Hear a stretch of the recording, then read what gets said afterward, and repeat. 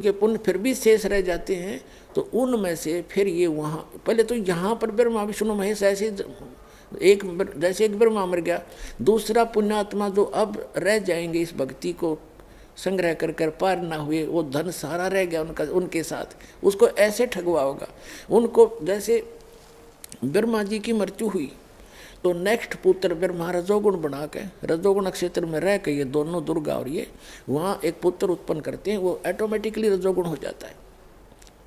इस ब्रह्मा के मरते ही दूसरा युवा ब्रह्मा वहाँ धर देंगे ठाक है, और फिर वो सृष्टि चलाए, ऐसे रहेगा इतनी वर्ष के बाद फिर उसकी मृत्यु। ऐसे 7 ब्रह्मा की मृत्यु के बाद एक विष्णु मरेगा, ऐसे एक नेक्स्ट विष्णु वो उत्पन्न करके अचेत रखेंगे, इस विष्णु के मरते ही दूसरा विष्णु धर देंगे, और वो जो मृत्यु को प्राप्त हुए ब्रह्मा विष्णु महेश वो नीचे 84 लाख योनियों के चक्कर में फिर से गिर जाएंगे। परमात्मा कहते हैं ये अरहट का कुआ लोई या गड़बज्जा है सब कोई, कीड़ी कुंजर और अवतारा हर हट डोर बंधे कई बारा। असंग जन्म हो गए, नो भी ऐसे चक्कर काटते हैं। ये अवतार तक ब्रह्मा विष्णु महेश तक की मृत्यु होती है। ऐसे ही जब शिव मरेगा उससे पहले एक तमोगुण युक्त उन्हीं पुण्यात्माओं में से एक शिव को रख लेगा, और फिर उस शिव की मृत्यु होती उसको रख देगा। ऐसे इसने अपनी व्यवस्था बना रखी है। इसको 1 लाख मानव शरीरधारी प्राणी खाने होते हैं, और उस अपने खाने के लिए इसने तीनों पुत्रों की ड्यूटी ला रखी है। इनको ऐसे गुण युक्त बना रखा है, इनके भी बस की बात नहीं है। अब आपने कबीर गरीबदास साहिब जी की वाणी में एक पढ़ा, जैसे आपने तो नहीं पढ़ा होगा, बहुत बार बोला है दास ने कि राम कृष्ण सतगुरु सहजादे और भक्ति हेत या हुए प्यादे। कहते ब्रह्मा विष्णु और महेशा ये तीनों देव दयालु हमेशा।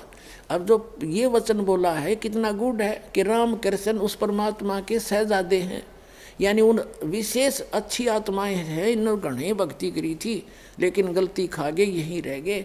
ये हैं उस परमात्मा की प्यारी आत्मा। अब ये फिर कभी इतने युगों के बाद ये पृथ्वी पर पटके जाएंगे और फिर इनका मनुष्य जन्म होगा। यानी जब कभी मनुष्य जीवन होगा परमात्मा फिर इनको पकड़ेंगे। जैसे कहते हैं जो जन मेरी शरण है ताका हूँ मैं दास, और गेल गेल लाग गया फिर जब तक धरती आकाश। तो इन्होंने कितना काम बढ़ा लिया, जो इसी गलती करके ऐसी भक्ति करके सार नाम तक प्राप्त करके यहीं धक्के खा रहे हैं। अब टिंडे ले लिए ब्रह्मा विष्णु महेश बन गए, फिर यहाँ गधया बने। बता क्या फायदा हुआ इनका। तो पुण्यात्माओं तत्व ज्ञान के भाव से हम बड़ी भारी गलतियां कर गए। अब इसको बड़े ध्यान से रखना, इस अनमोल रत्न है, संभाल के रखना इसको। ऐसे कहते हैं ये बात कहन सुन की नहीं, ये कर पाड़न की है। ये कहन सुन की नहीं, ये करण की है ये काम। अब जो प्रसंग हमारा फिर आते हैं, ये तो इनका निर्णय दे दिया आपको, इनकी ऐसी स्थिति होगी। अब जो अक्षर पुरुष है इसकी मृत्यु कैसे होगी, इसका कितना पीरियड है, जैसे एक युग बना ऐसा जो आपको बताया। 1000 ऐसे बने हुए युग का इसका दिन इतनी ही रात्रि है। श्रीमद् भगवत गीता अध्याय नंबर 8 के श्लोक नंबर 18 से लेकर और 21-22 तक ये निर्णायक ज्ञान दिया है। उसमें क्या बताया है कि जिस समय इस काल के जब एक दिन खत्म होगा अक्षर पुरुष का, 1000 युग जब पूरे होंगे तो 21 ब्रह्मांड में आग लगेगी। 21 के 21 ब्रह्मांड नाश में आएंगे, और ये सभी प्राणी उस अक्षर पुरुष के लोक में एक अलग स्थान है रिजेक्टेड, जिसे गोदाम होया करे, उसमें फिट कर दिए जाएंगे। और पुनः ये 21 ब्रह्मांड फिर निर्माण में आएंगे इतने ही समय के बाद। तब तक ये वहाँ पड़े पड़े सड़ेंगे, उन बोरियों के अंदर अलग से स्टॉक होगा इनका। और जब उस अक्षर पुरुष की जब रात्रि खत्म होगी तब तक ये 21 ब्रह्मांड पुनः निर्माण में आएंगे, और इन सभी को जो जितनी जैसी जिसकी भक्ति थी उसी आधार पर पुनः इनको फिर से यहाँ पटक दिया जाएगा एक ब्रह्मांड में। फिर उस ब्रह्मांड से फिर पुनः शुरू होगी। तो फिर क्या होगा, इस अक्षर पुरुष की मृत्यु होगी। अब जो ये दास दिखाना चाहता, थोड़ा ये देखो बीच में, श्रीमद् भगवत गीता ये वही जयदयाल गोविंद का इसके अनुवादक हैं। 8वें अध्याय के आपको दिखाते हैं।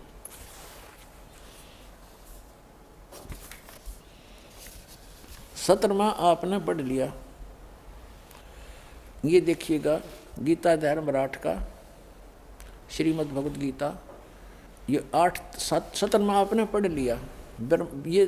ये अक्षर पुरुष का है, परब्रह्म का एक दिन है, 1000 चतुर्युग का, 1000 युग का, नोट चतुर्युग।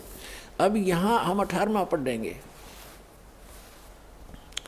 इसमें क्या बताया है कि संपूर्ण चराचर भूतगण इस ब्रह्मा के दिन के प्रवेश काल में नहीं, ये जो ये ब्रह्मा नहीं, ये गलत लिखा है, अक्षर पुरुष के एक दिन में के काल दिन के प्रवेश काल में अव्यक्त से अर्थात ब्रह्मा के सूक्ष्म शरीर से उत्पन्न अव्यक्तात से उत्पन्न होते हैं, और उस ब्रह्मा की नहीं, उस अक्षर पुरुष की रात्रि के प्रवेश काल में उस अव्यक्त नामक सूक्ष्म शरीर में नहीं, उस अव्यक्त संज्ञा के ही में लीन हो जाते हैं, उसमें वहाँ रख दिए जाते हैं। इसका अर्थ क्या है?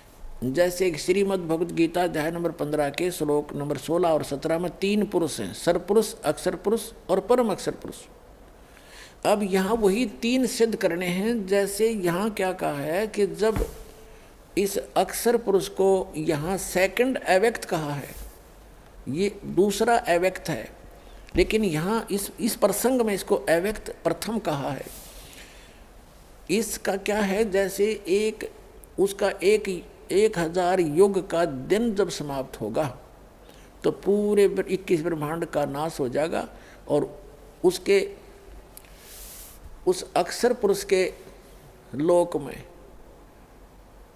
जैसे उस 1000 चतुर्युग में उस अक्षर पुरुष के भी लोकों की आंशिक प्रलय होगी। जैसे यहाँ होती है, जब ब्रह्मा जी का एक दिन समाप्त होता है तो केवल इन 3 लोकों में प्रलय हो जाती है, लोक न्यू के न्यू रहते हैं, और इनके ऊपर पानी जल भरकर बिल्कुल विनाश हो जाता है। पुनः फिर ये धीरे धीरे अपना स्थिति पर आते हैं, पुनः स्टार्ट होते हैं। तो इसी प्रकार उसके आंशिक लोकों में प्रलय हो जाती है उसकी भी, और उस जो बचे हुए लोक हैं, जो उसका एक अलग से, जैसे यहाँ ब्रह्म लोक है, वहाँ पर ब्रह्म लोक है, उसके अंदर सभी प्राणी रख दिए जाते हैं। ये नीचे वाले भी और उसके आंशिक हुई प्रलय वाले भी वहाँ रख दिए जाते हैं। अब इसका प्रमाण है, ये देखिएगा, ये क्या बताया है 18वें अध्याय के 8वें अध्याय के 18वें मंत्र में। इसमें ये बताया है कि संपूर्ण चराचर भूतगण ब्रह्मा के दिन के, ये है उस परब्रह्म के दिन के, अक्षर पुरुष के दिन के प्रवेश काल में, और अव्यक्त से अर्थात उसी के लोक से उत्पन्न होते हैं। ये क्या होता है? और रात्रि में, यानी जब उस अक्षर पुरुष की रात्रि होती है 1000 युग की, उसके दौरान उसमें प्रवेश कर जाते हैं, वहाँ रखे रहते हैं, उसके शरीर में नहीं, वहाँ उसके लोक में रखे जाते हैं। उस प्रलय जब होती है तब का बात है। अब यहाँ अब 19, 20, 21, 22 से आपका यह बात समझ में आओगी। देखना 8वें अध्याय के 19वें श्लोक में कहा है, हे पार्थ, वही यह भूत समुदाय उत्पन्न होकर प्रकृति के वश हुआ, रात्रि के प्रवेश काल में लीन होता और दिन के प्रवेश काल में उत्पन्न हो जाता है। ठीक है। अभी इसमें क्या कहा है कि परंतु उस अव्यक्त से परे जो दूसरा अव्यक्त विलक्षण जो सनातन अव्यक्त भाव है, वह परम देव पुरुष सब भूतों के नष्ट होने पर भी कभी नष्ट नहीं होता। अब क्या, जैसे क्या बताया है कि अक्षर पुरुष का जब इसको अव्यक्त कहा है, इसका जब 1000 युग का ऐसे बना हुआ दिन समाप्त होता है तो रात्रि के समय ये 21 ब्रह्मांड और उसके कुछ आंशिक ब्रह्मांडों का विनाश होकर के उसके लोक में इसका तो कति विनाश हो जाएगा, उसको वैसे प्रलय होती है। तो उसके एक परब्रह्म लोक है, यहाँ ब्रह्म लोक इसने प्राप्त, उसमें रख दिए जाएंगे। और जब पुनः फिर 1000 युग बीत जाएंगे उसके रात्रि के, वो पुनः फिर ये 21 ब्रह्मांड तब तक पुनः निर्माण होकर उस बिग बैग थ्योरी के आधार से ये पुनः निर्माण होकर के फिर सुचारू हो जाएंगे और ये सब जीव फिर यहाँ भेज दिए जाएंगे। अब ये बताया कि इस जिस अव्यक्त के लोक में ये रखे गए, उस अव्यक्त यानी अक्षर पुरुष परब्रह्म से अन्य एक और अव्यक्त परम भाव है, वो सबके नाश होने पर भी उसका स्थान और वो परमात्मा कभी विनाश में नहीं आता। अब देखो ये 8वें अध्याय का हम 19वां पढ़ रहे हैं। हे पार्थ, ये तो 19वां हमने पढ़ दिया कि उसके दिन में प्रवेश हो जाते, रात्रि में फिर उत्पन्न हो जाते, दिन में उत्पन्न हो जाते हैं, रात्रि में प्रवेश हो। 20 में है परंतु उस अव्यक्त से, इस अव्यक्त से, अक्षर पुरुष से अन्य जो दूसरा विलक्षण जो सनातन अव्यक्त भाव है, वह परमदेव पुरुष, वह पूर्ण परमात्मा सत्य पुरुष सब भूतों के सब के नष्ट होने पर भी नष्ट नहीं होता। अब यहाँ दो अव्यक्त आपके सामने हो गए, एक अव्यक्त तो ये अक्षर पुरुष और दूसरे की तरफ संकेत करा वो परम अक्षर पुरुष। अब रह गया सरपुरुष जो गीता ज्ञान दे रहा है, ये सरपुरुष है। 7वें अध्याय के 24 और 25 में ये स्वयं कहता है कि मैं अव्यक्त हूँ, ये है वो सरपुरुष प्रथम अव्यक्त। अब 7वें अध्याय का 24-25 दिखाते हैं आपको, ये देखिएगा। ये अध्याय नंबर 7 का श्रीमद् भगवद गीता, वो 8 का था, ये अध्याय 7 है। और इसके 24-25 में 24 में क्या कहा है कि अव्यक्तम व्यक्तिम आपनम मनन्ते माम अबुधे। ये गीता ज्ञानदाता सरपुरुष है, श्री कृष्ण में बोल रहा है। परम भावम अजानंत मम अव्यम अनुतमम। क्या कहते हैं? बुद्धिहीन पुरुष मेरे अनुतम अविनाशी परम भाव को नहीं जानते। अनुतम का अर्थ, अनुतम तो लिख दिया, भलाओ इनका, इन अनुतम तो लिख दिया, यहाँ अनुतम का अर्थ। अब देखो 17 में जाए के यहाँ विचलित हो गए, इसलिए अनुतम छोड़ दिया, देखी जाएगी जो होगी। ये 18वें अध्याय में देखो, हाड़ नाश के रखे इन्होंने। ये 18वां अध्याय है इसी 7वें का। इसमें क्या कर रखा है इन्होंने? अनुतमाम गति है इसमें। उद्धारा सर्वे एव एते ज्ञानी तु आत्मा एव मे मतम आस्थित स ही युक्तात्मा माम एव अनुतमाम गतिम। अनुतमाम गति, घटिया गति में, इसका अनुतमाम का अर्थ कर दिया अति उत्तम। वारे देवताओं, अनुत्तम माने अति उत्तम। 7वें अध्याय के 24वें श्लोक में ये विचलित हो गए, ये देखिएगा। अब 7वें अध्याय के ने सोचा अनुत्तम लिख दो। अब आत्मा तो इनकी भी नहीं मान रही थी, लेकिन अज्ञान था इनको। कहते हैं बुद्धिहीन मेरे, अनुतम का अर्थ अनुतमम, अनुतम का अर्थ लिख दिया अनुतम, या इसको हम घटिया भी तो बोल सकते हैं, और उसमें अति उत्तम कर रखा है। इसका अर्थ भी है अति उत्तम ही मान कर लिख रहे हैं यहाँ पर। अनुतम हम इसको कहेंगे घटिया, अश्रेष्ठ, अविनाशी परम भाव को न जानते हुए ये बुद्धिहीन मेरे अनुतम यानी घटिया इस अटल नियम को, परम भाव को नहीं जानते हुए अव्यक्तम मुझ अव्यक्त, माम मुझ अव्यक्त को, ये तीनों ने बकवाद कर रखी है। माम अव्यक्तम मुझ अव्यक्त को व्यक्तिम आपनम मनन्ते, मुझे कृष्ण रूप में, व्यक्ति रूप में प्राप्त हुआ मानते हैं ये मूर्ख, ये बुद्धिहीन। ये क्या कहता है कि मुझ अव्यक्त को, मैं अव्यक्त रहता हूँ, मैं किसी के सामने नहीं आता, गुप्त हूँ, और मुझ अव्यक्त को ये बुद्धिहीन व्यक्तम आपनम मनन्ते व्यक्तिम, ये श्री कृष्ण मान रहे होंगे। I am not Krishna. ये अव्यक्त, ये क्या कहता है फिर आगे 25वें श्लोक में 7वें अध्याय के, ये देखिएगा। ये 24वां हमने पढ़ लिया 7वें अध्याय का। अब 25वां यह है, न अहम प्रकाश है सर्वस्य योग माया समावर्त मूढ़ मूर्ख अयम न अभिजानन्ति लोक माम अजम अव्यम। अजम माने मुझ अजन्मे को। यहाँ अजम का अर्थ है कि मैं माँ से जन्म नहीं लेता, इसका जन्म ऐसे होता है जैसे गीता अध्याय नंबर 10 के श्लोक नंबर 2 में कहता है कि मेरी उत्पत्ति को ये देवता, ये ऋषि, ये मैं ऋषि नहीं जानते, क्योंकि ये मेरे से उत्पन्न हुए हैं। इसकी बाप की उत्पत्ति को बच्चे कैसे जानेंगे? तो दादाजी बताएगा।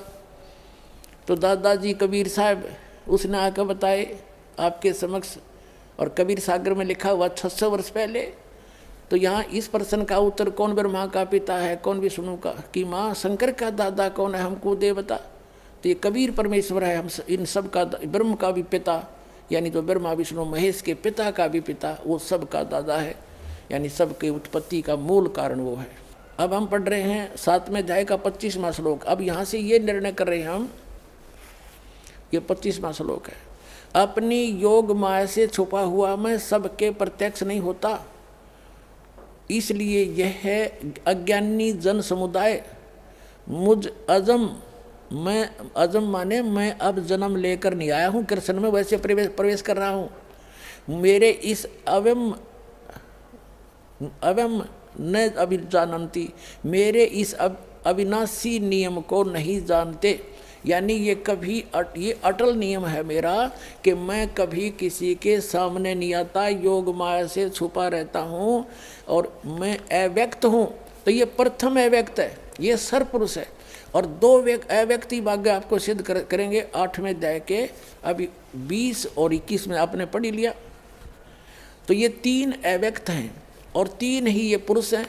प्रथम अव्यक्त ये सरपुरुष है, ब्रह्म 21 ब्रह्मांड का स्वामी है, और दूसरा अव्यक्त ये अक्षर पुरुष है, ये 7 संघ ब्रह्मांड का स्वामी है, और तीसरा अव्यक्त जो कभी सभी के नष्ट होने पर भी कभी नष्ट नहीं होता, वो परम द्वीप पुरुष यानी परम अक्षर पुरुष, वो कबीर भगवान है। ये देखिए, अब हम 8वां अध्याय में आगे 7वां पढ़ लिया, उसमें से सिर्फ इतना ही कंसेप्ट, इतना ही प्रमाण लेना था हमने कि प्रथम अव्यक्त 7वें अध्याय के 24 और 25 में ये खुद कहता गीता ज्ञानदाता कि मैं अव्यक्त हूँ, अपनी योग माया से छुपा रहता हूँ, ये मेरा अश्रेष्ठ घटिया अटल नियम है कि मैं कभी किसी के सामने नहीं आता।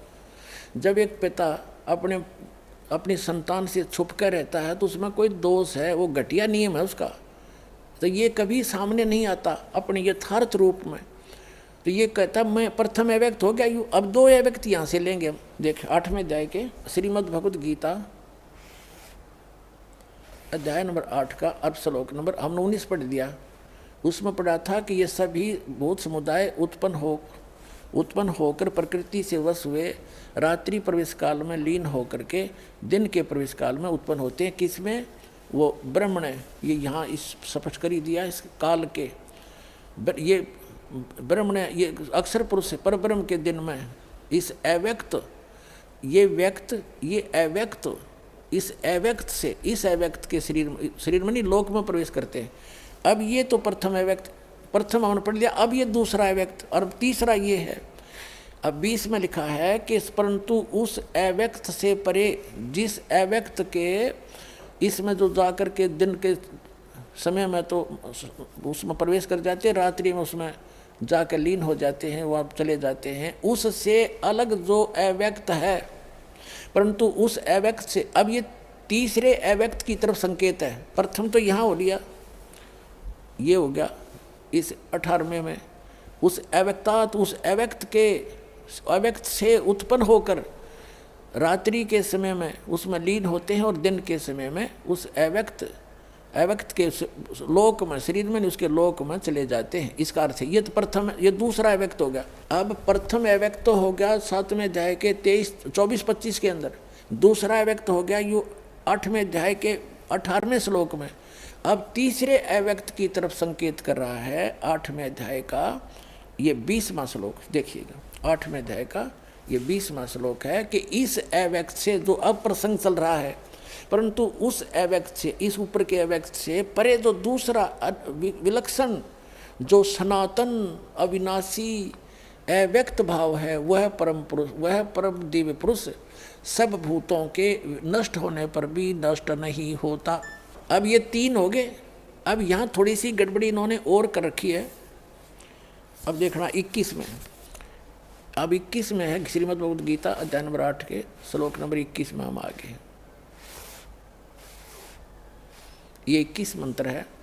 अव्यक्त अक्षर इस नाम से कहा गया। अब देखो, वैसे अक्षर का अर्थ होता है अविनाशी और सर का अर्थ होता है नाशवान। गीता अध्याय नंबर 15 के श्लोक नंबर 16 में अक्षर और सर और अक्षर कहे हैं। अब इसको इसलिए अक्षर कहा है कि इसका जीवन काल बहुत ज़्यादा है। और ये अक्सर दिखा, लेकिन 15वें अध्याय के 17वें श्लोक में स्पष्ट कर दिया कि उत्तम पुरुष तो इनसे दूसरा है। और जो वास्तव में अविनाशी कहा जाता है ये भी नाशवान है। जैसे एक तो चीनी के मटेरियल की बनी हुई कप आपने देखे होंगे, प्लेट, वो तो अंडरस्टूड हाथ से छूटे और फूटे, वो तो सर मटेरियल है। और एक स्टील का कप हो तो स्टील के बॉडी समझ ले इस अक्सर पुरुष वाले लोग की और उसके आदमी वहाँ रहने वालों की। लेकिन स्टील का भी एक दिन नष्ट होगा, लेकिन समय बहुत लगता है। वो वैसे स्थायी सा दिखा है, वैसे स्थायी दिखा उसकी तुलना में, इसलिए अक्सर कह दिया इसको, इसकी आयु बहुत बड़ी है अक्सर पुरुष की। अब कहा है कि वो उससे अन्य है वो परमात्मा, वो अक्सर पुरुष। अब सरपुरुष अक्सर पुरुष, अब यहाँ जो अक्सर शब्द है यह अविनाशी की तरफ संकेत है, लेकिन वो अक्सर नहीं है, इसलिए तो आगे कहा कि उत्तम पुरुष तो अन्य परमात्मा इति उदाहरते। तो पुण्यात्माओं ये सदग्रंथ हैं, ये कोई बालकों के लेख नहीं। अरे अज्ञानियों ने इनका अनुवाद किया है तो वो अबाई बक रखिए। अब ये है गीता का सार। ये गीता का सार क्या सुना करते हमने, तेरा क्या जाता अर्जुन, तू क्या लेकर आया था, आत्मा तो अमर है, शरीर तो बदलता ही रहता, गीता सार हो गया। यो खा गीता सार हो गया। गीता सार तो पता चलेगा इस अनमोल रतन ने क्या बताया, अनमोल ग्रंथ ने। अब देखो श्रीमद् भगवद गीता अध्याय नंबर 8 के हम श्लोक नंबर 21 को पढ़ रहे हैं। अव्यक्त अक्षर है, अव्यक्त अक्षर, ये अविनाशी अव्यक्त, ये यहाँ अविनाशी शब्द लिखना चाहिए, इस नाम से कहा गया है। और इस अविनाशी नाम भाव को परम गति कहते हैं, ये है वो परम गति। और जिस सनातन अव्यक्त भाव को प्राप्त होकर मनुष्य वापस नहीं आते वह मेरा परम धाम है। अब देखो यहाँ गलती खा गई है। अब ये यहाँ क्या कहना चाह रहा है कि मैं भी कभी वहीं रहा करता था, मेरा मूल निकास वहीं से है, इसको वहाँ से इसको निष्कासित किया गया था। जैसे एक व्यक्ति कह रहा था कि हमारे गांव का एक लाला जी था बनिया वैसे, और मैं कुदरती उसी की दुकान पर चला गया, लेकिन वो गांव छोड़े उन्होंने लगभग 50 वर्ष हो गए थे। हमारे जन्म से भी पहले वो गांव छोड़कर शहर में रह रहे थे और वहाँ अपनी सब संपत्ति को सेल कराए थे। और वो व्यक्ति वृद्ध वहीं बैठा था, उसने मुझसे पूछ लिया आप कौन से गाँव के हो। मैंने अपना गाँव बताया कि मैं उस गाँव का हूँ। तो वो कहता है कि हमारा भी मूल गाँव, हम भी उस गाँव के हैं। और जबकि उस गांव में उसकी कोई संपत्ति एक पैसे की भी नहीं है, लेकिन फिर भी वो कह रहा है कि हम भी उसी गांव से हैं, उसी मेरा मूल गांव वही है। तो ये यहाँ ये कह रहा है कि वो स्थान जहाँ वो परम अक्षर ब्रह्म रहता है, ये मेरा परम धाम तो वही है, असली स्थान तो मेरा भी वही है। तो इसका ये अर्थ है, लेकिन अब इसका वहाँ कुछ नहीं है। लेकिन वैसे कहने में ये कहता है कि वो मेरा परम धाम है, मेरा भी वहाँ से ही निकास है, इसका ये अर्थ है। इसको आप सृष्टि रचना में पढ़ोगे तब पता चलेगा ये वहीं से निष्कासित है। अब देखो, अब 8वें अध्याय के हम गीता जी के 21वें को पढ़ रहे हैं कि वो अव्यक्त अक्षर यानी अविनाशी अव्यक्त इस नाम से कहा गया है। इस अक्षर अविनाशी अव्यक्त भाव को परम गति कहते हैं, जो उस लोक में चले गए सतलोक को। और जिस सनातन अव्यक्त भाव को प्राप्त होकर मनुष्य वापस नहीं आते वह मेरा परम धाम है। वैसे इसका अर्थ ये है कि वो परमम, वो मम धाम परमम, वो मेरे धाम से श्रेष्ठ है। एक तो अर्थ इसका ये बनेगा सीधा तो। और इस वैसे हम इसका अर्थ लगाएं तो इसका अर्थ ये बनता है, ये कहना चाहता है कि मेरा भी मूल स्थान वही है। अब उसका वहाँ है कुछ नहीं। जैसे अभी आपको उदाहरण दिया एक सेठ का, तो ऐसे समझना। अब आगे देखो, अब देखो 22 में क्या कहा है कि हे पार्थ, जिस परमात्मा के अंतर्गत ओए गीता ज्ञानदाता से अन्य है वो परम अक्षर ब्रह्म सर्वभूत सभी प्राणी आते हैं। जिस सच्चिदानंद घन परमात्मा से यह समस्त जगत परिपूर्ण है वह सनातन अव्यक्त परम पुरुष तो अनन्य भक्ति से प्राप्त करने योग्य है। हो गया स्पष्ट। गीता ज्ञानदाता अपने से अन्य किसी और परम अक्षर ब्रह्म पूर्ण परमात्मा की भक्ति करने के लिए कह रहा है। उसकी भक्ति तो अनन्य मन से करने से वाले को प्राप्त होगी। अनन्य माने एक इष्ट रूप में उस परम पिता को मानकर सत साधना, ये सभी साधना करने वाले को वो परमात्मा प्राप्त होगा। अब जो प्रसंग दो दास क्लियर करना चाह रहा था, अब उस कल और आज के सत्संग में वहाँ आए हैं जहाँ आदरणीय गरीबदास साहिब जी के उस अमृत वचनों को दास साहब के समक्ष स्पष्ट करना चाहता था। क्या कहते हैं, अब जैसे आप जी को सभी इन प्रभुओं की आयु बता दी, अब अक्षर पुरुष की मृत्यु कैसे होगी, इसका 1000 युग का दिन, 1000 युग की रात्रि, जो युग की गणना आपको बताई कि 70,000 शिव तमोगुण शिव की मृत्यु के बाद एक ब्रह्मांड का विनाश होता है और इस काल की मृत्यु होती है। ये कहता मेरी जन्म मृत्यु होती है, लेकिन वो तू नहीं जानता, ये दास जानता है, परमात्मा जानता है। उस भगवान ने बताया, इस दास को ज्ञान दिया, ये दास बता रहा कि उसकी एक मृत्यु, उसका एक युग, इस काल की मृत्यु, एक ब्रह्मांड का विनाश, और वो जितना समय में ये होती है वो एक युग है अक्षर पुरुष का, उस सेकंड अव्यक्त का, द्वितीय अव्यक्त का। और इतनी ही रात्रि, 1000 युग का दिन, 1000 युग की रात्रि, नोट चतुर्युग की, और ऐसे 30 दिन रात का बना हुआ महीना, एक महीना बनता है, और 12 महीने का वर्ष। ऐसे उस अक्षर पुरुष की 100 वर्ष की आयु है। एती उम्र बुलंद मरेगा अंतरे, क्योंकि सतगुरु लगे न कान न बैठे वो संतरे। इतनी लंबी आयु भी हो जाएगी तो भी अंत मृत्यु है इस यहाँ की इन साधनाओं से। क्यों? क्योंकि आपको वो संत नहीं मिले, वो सतगुरु नहीं मिले। गीता अध्याय नंबर 4 के श्लोक नंबर 32 और 34 में, गीता यजुर्वेद अध्याय नंबर 40 के श्लोक नंबर 10 और 13 तक, 10 से 13 में जो कहा है कि वो तत्वदर्शी संत ना मिलने से इतनी लंबी आयु भी हो जाएगी तो भी तेरी दुर्गति तैयार है। एती उम्र बुलंद मरेगा अंतरे, सतगुरु लगे न कान न बैठे वो संतरे। अब गरीबदास साहिब जी को परमात्मा लेकर गए, फिर बताया, उन्होंने आंखों देखा, क्या बताया है, मन तू बसरे सुख के सागर, जहाँ शब्द सिंदूर नागर, और कोट जन्म तन भर मत हो गए, कुछ ना हाथ लगा रे, कुकर सुकर खरबा बोरे, कौआ हंस बुगारे। कोटि जन्म तू राजा की ना, मिटी न मन की आशा, और भिक्षुकों के दर दर घूमया, मिला ना निर्गुण रासा। ये ज्ञान ना मिलने से तू इतना दुख पाया। इंद्र कुबेर ईश की पदवी ब्रह्मावरण धर्मराया, और विष्णुनाथ के पुर को जाकर तो फिर वापस आया। यानी ब्रह्मा विष्णु महेश की पदवी भी पाकर फिर तो ऐसे जन्म मृत्यु के अंदर धक्के खा रहा है।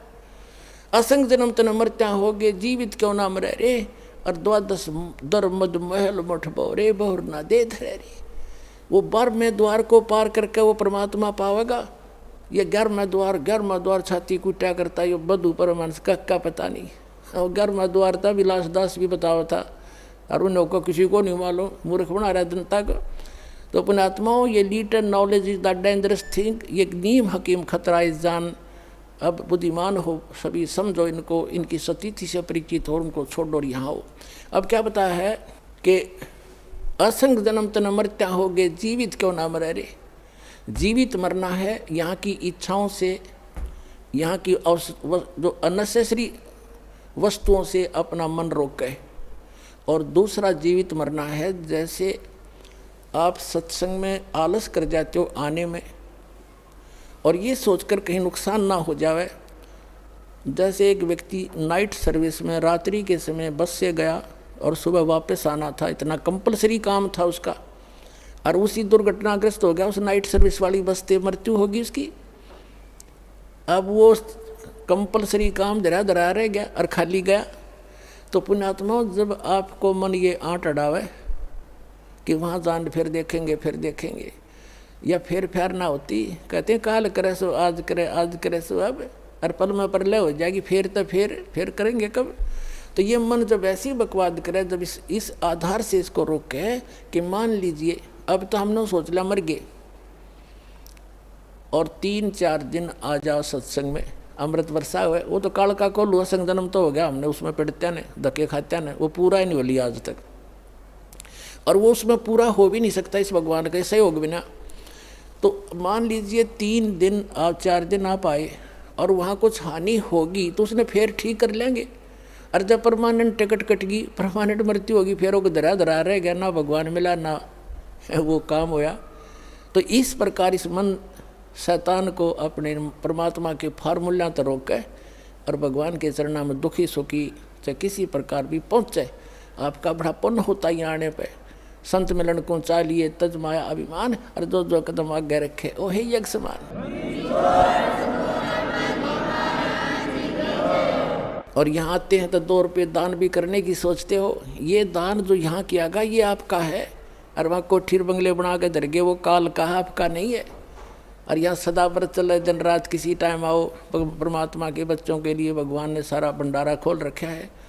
तो यहाँ जो दान करते हो, यहाँ आने का सत्संग सुनते हो और आकर बैठते, ये बड़े पुण्यों से आप परिपूर्ण हो रहे हो। तो कहते असंग जन्म तन मृत्या हो गए, जीवित क्यों नाम रह रे, 12 दर मद महल मठ बोरे, बहु नौ दे धर रे। उस 12वें द्वार को पार करके परमात्मा का वो लोक है। प्रथम 11वां द्वार है जो 21 ब्रह्मांड से पार करके हम इस अक्षर पुरुष के लोक में प्रवेश करेंगे।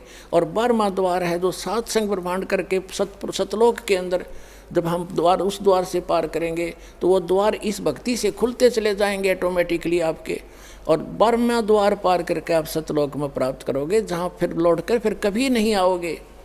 फिर क्या बताते हैं कि दोजक बहिष्त सभी तय देखे राजपाट के रसिया। दोजक कहते हैं नरक को, बहिष्त कहते हैं स्वर्ग को, कि स्वर्ग और नरक में असंख्यों बार धक्के खा लिए। और 3 लोक से तरपत ना ही ये मन भोगी खसिया। इस मन की कति तृप्ति नहीं हो सकती चाहे 3 लोक का राजा बना दे इसने। जैसे कोई सरपंच बन जाता है, वो ये सोचता है कि चेयरमैन बनूं अगली बार। जब बात बने चेयरमैन बनने के बाद नीति हो जाती है कि मैं MLA बनूं जब जी साहब है।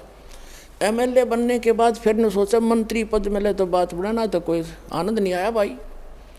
और मंत्री जो बन जाता वो ने सोचा भाई मुख्यमंत्री बना जब आनंद आवे।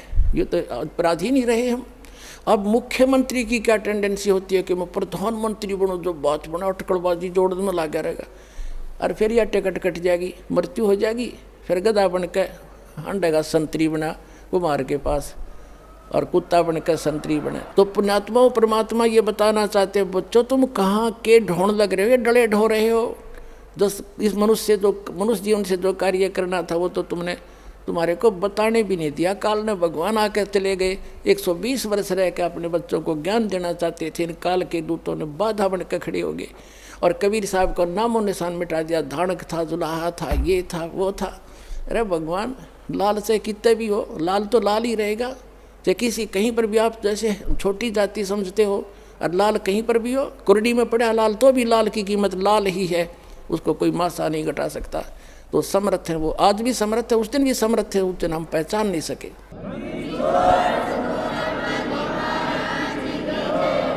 अब क्या बताते हैं, दोजिक भिस्त सभी ते देखे राजपाट के रसिया, और 3 लोक से तरपत नाही यो मन भोगी खसिया। फिर कहते सतगुरु मिले तो इच्छा मेटे, पद मिल पदे समाना, और चल हंसा उस लोक पठाऊं जो आज अमर स्थाना। अब सतगुरु मिले तो इच्छा मेटे, ये सारा ज्ञान समझा के यहाँ से समेट देंगे आपकी इच्छाओं को। और पद मिल पदे समाना, गीता अध्याय नंबर 15 के श्लोक नंबर 4 में कहा कि तत्व ज्ञान की प्राप्ति के उपरांत उस तत्व ज्ञान के आधार से परमेश्वर के उस परम पद की खोज करनी चाहिए, जहाँ जाने के बाद साधक लौट कर फिर कभी संसार में नहीं आता। अभी 8वें अध्याय के गीता के 21वें श्लोक में भी आपने पढ़ लिया कि वो परम धाम है, वहाँ जाने के बाद सनातन परम धाम है, वहाँ जाने के बाद साधक फिर लौट कर कभी वापस नहीं आता। वो परम अक्षर ब्रह्म का स्थान है। तो वो स्थान वहाँ जाने के बाद फिर कभी लौट कर नहीं आते, उस पद को प्राप्त होते हैं। अब ये कोड वर्ड है, ये सूक्ष्म वेद है, उस अन्य वेद से भी गहन ज्ञान है, ये गूढ़ रहस्य है। इसमें लिख बोला है कि सतगुरु मिले तो इच्छा मेटे, और पद मिल पदे समाना। यहाँ 2 शब्द हैं पद।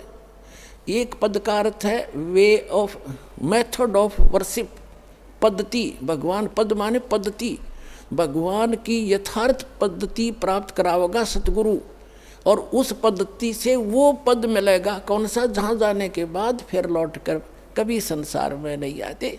सतगुरु मिले तो इच्छा मेटे, पद मिल पदे समाना, और चल हंसा उस लोक पठाऊं जो आदि अमर स्थान। आदि अमर स्थान, शाश्वत स्थान। गीता जी अध्याय नंबर 18 के श्लोक नंबर 62 में कहा कि अर्जुन, तू सर्वभाव से उस परमेश्वर की शरण में जा, उसकी कृपा से तू परम शांति को और सनातन परम धाम को प्राप्त होगा। अपनी साधना को बताता 7वें अध्याय 8वें अध्याय के 5 और 7 में गीता ज्ञान दाता कि मेरी भक्ति करेगा तो युद्ध भी करना पड़ेगा और भक्ति भी कर। यहाँ शांति नाम की चीज़ नहीं है, और जन्म मृत्यु तेरी भी रहेगी और मेरी भी रहेगी। जहाँ युद्ध भी करना और जन्म मृत्यु होना वो शांति हो सकती है। और ओम नाम है इस ब्रह्म का, ओम नाम के साथ न हो गए ओम शांति। ओमकार शांति का तो एक्सीडेंट है, ओम से शांति हो ही नहीं सकती सारे उल्टे काम। तो यहाँ बताते हैं कि चल हंसा उस लोक पठाऊं जो आदि अमर स्थाना, और चार मुक्ति जहाँ चंपी करती। यहाँ की चार मुक्ति हैं जिनको तुम प्राप्ति के लिए संखों पता नहीं हजारों वर्षों तक बैठे रहे, और फिर भी वो तुम्हारी चारों मुक्ति का सुख भी समाप्त होता है इस तुम्हारे स्वर्ग लोक में, ब्रह्म लोक में। और कहते हैं हम आपको ले जाएंगे साधना से, जहाँ आप जाओगे वहाँ चार मुक्ति जहाँ चंपी करती, सदा के लिए वो सुख आपके चरणों में रहेगा। चार मुक्ति जहाँ चंपी करती माया होरी दासी, और दास गरीब अभय पद पर से वो मिले कबीर राम अविनाशी। बोलो सतगुरुदेव।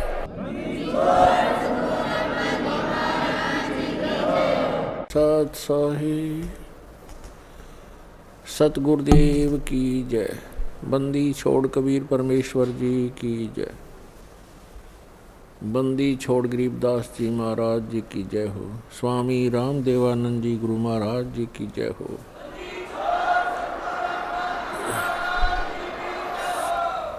गरीब नमो नमो सतपुरुष को नमस्कार। गुरु की नहीं सुर नर मुनि जन साधुआ संतों सर्वस्दी नहीं। सतगुरु साहेब संत सब दंडोतम प्रणाम। आगे पीछे मत हुए तिनको जा कुर्बान। नराकार निर्विषम काल जाल वै भंजनम निर्लेपम निज निर्गुणम अकलनो वेशोदनम। सोहम सुरति समाप्तम सकल समाना निर्तल। उज्ज्वल हिरंबर हरदमं बेपरवा अथाह वार पार निमद्यतम।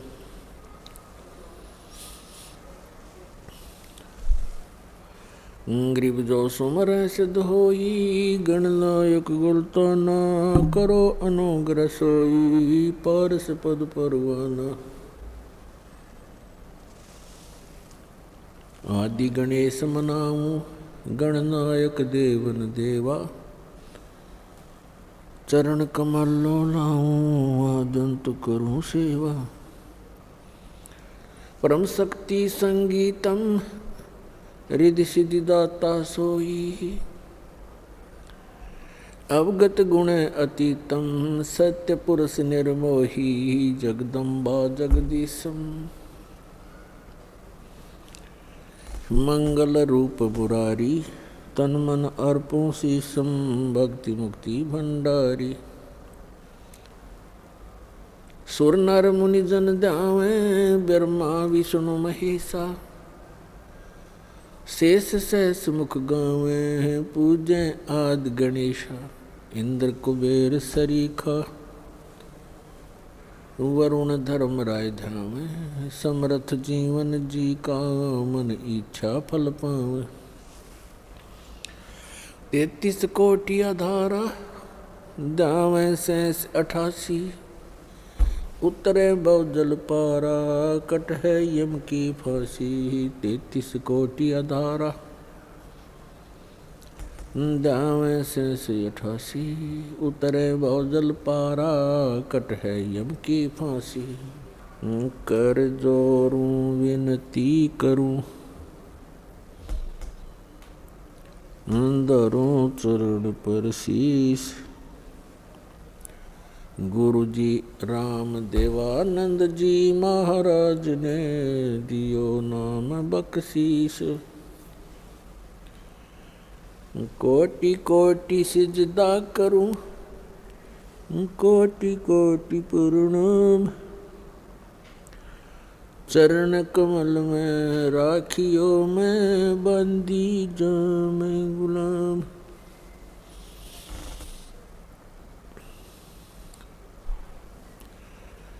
कुत्ता हूँ गुरुदेव का रामपाल दास का नाम। गले प्रेम की जेवड़ी ही जाखे तो वहाँ जाऊं, तो करो तो हो बावड़, दूर दूर करो तो जाऊं, जो राखो तो ही रहूं, जो देवो सो खाऊं।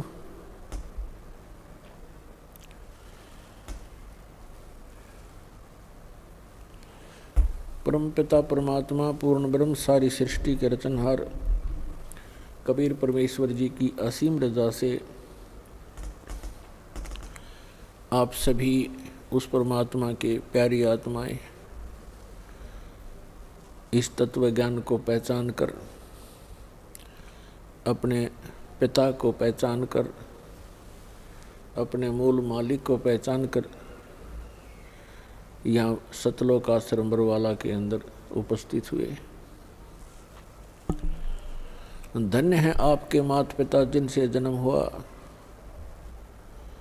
लख बर सूरा जूझ ही लख बर सांवत दे, लख बर यति जहान में तब सतगुरु शरणा ले। तो पुण्यात्माओं, आप ऐसे पुण्य कर्मी प्राणी हो, युगों युगों से आप बहुत ही परमात्मा के निकट रहे हो, लेकिन हम पार नहीं हो पाए क्योंकि हम भगवान को पहचान नहीं पाए, तत्व ज्ञान हम समझ नहीं सके।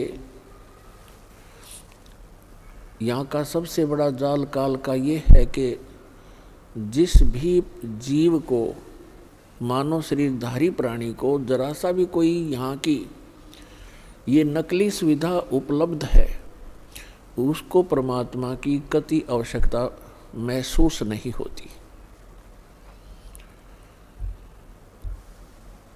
और जो महादुखी हैं वो परमात्मा के लिए भटकते हैं, तो काल न ये नकली संत, नकली दूत, ये ठग कदम कदम पर बैठा रखे हैं,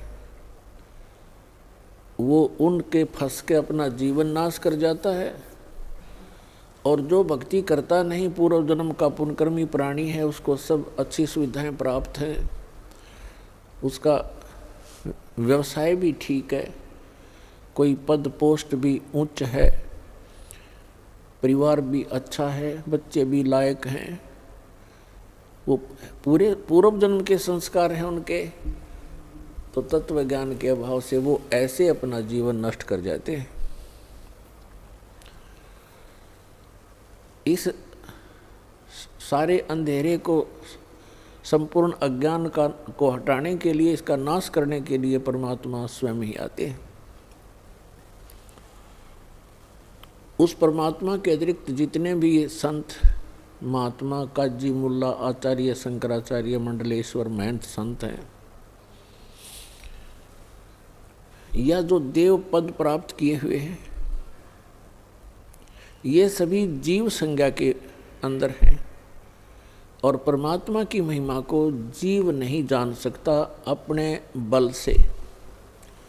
इसलिए परमेश्वर स्वयं आते हैं हमें अपने कुछ आंशिक महिमा जो हमें आवश्यक है वो बताने के लिए। तो पुण्यात्माओं, आज का जो समागम संपन्न होने जा रहा है, ये 3 दिन से चला था। ये किस उपलक्ष्य में है? प्रथम दिन भी आपको जानकारी दी गई थी, लेकिन प्रतिदिन श्रद्धालु बदलते रहते हैं, आते रहते हैं, सुनते रहते हैं। आज वो शुभ दिन है, परमात्मा ने वो दया बख्शी थी, सतगुरु आए दया करी, ऐसे दीन दयाल बंदी छोड़ वृद्धतास का, जठ रग्नि प्रतिपाल। गरीबदास जी ने कहा है कि सतगुरु आए दया करी, क्योंकि परमात्मा जब आते हैं यहाँ सतगुरु का ही रोल करते हैं। और सतगुरु की परिभाषा ये होती है कि वो सच्चा ज्ञान बतावे, सच्चे भगवान की जानकारी देवे, अविनाशी परमात्मा की। सदग्रंथों के अनुसार ज्ञान बताता है वो सतगुरु होता है, सच्चा ज्ञान दाता। तो सच्चा ज्ञान परमात्मा ही दे सकता है, और उसको बताने के लिए वो परमात्मा स्वयं आते हैं।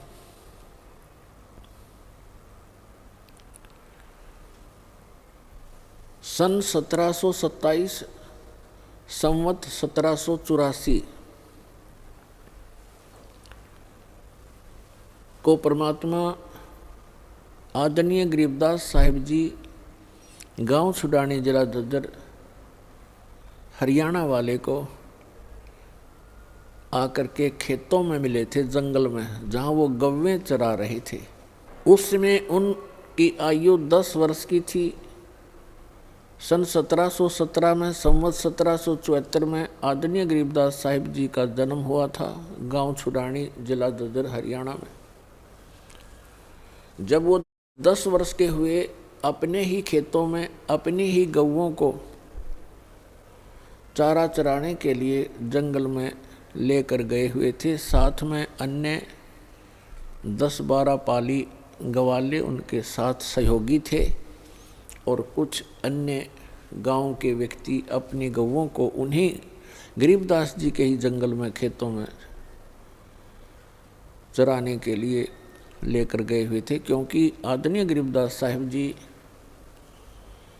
वैसे तो गांव करौथा के रहने वाले हैं, करौथा के रहने वाले थे, लेकिन इनके कोई मामा नहीं थे, इनकी माता श्री के कोई भाई नहीं था।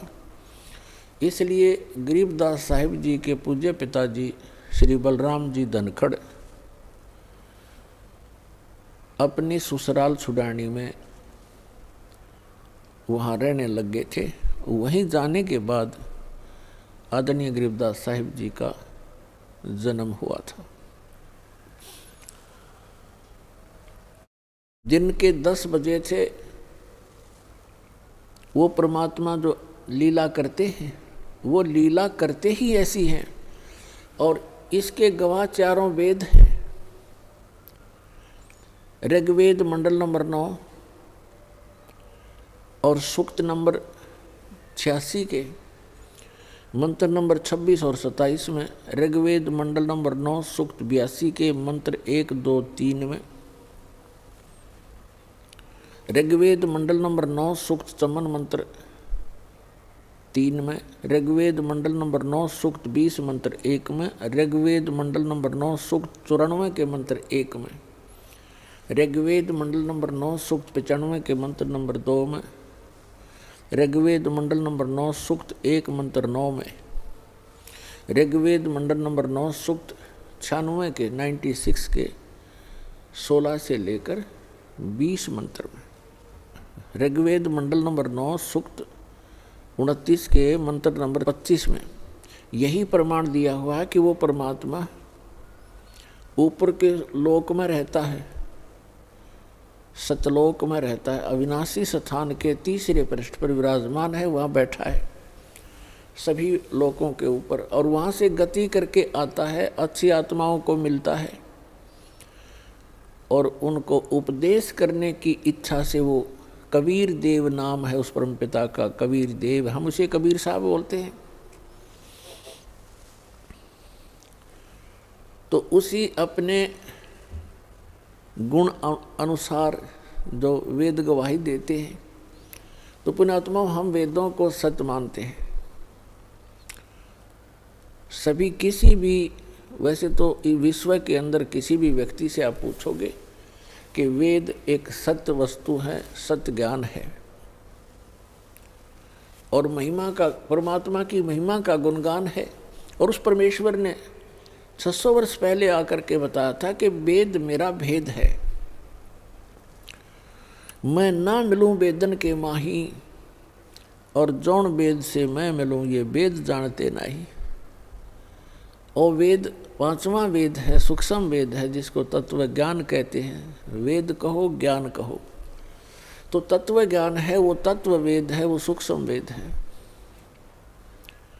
उस सूक्ष्म वेद के अंदर परमात्मा के पाने की महिमा कंप्लीटली लिखी हुई है।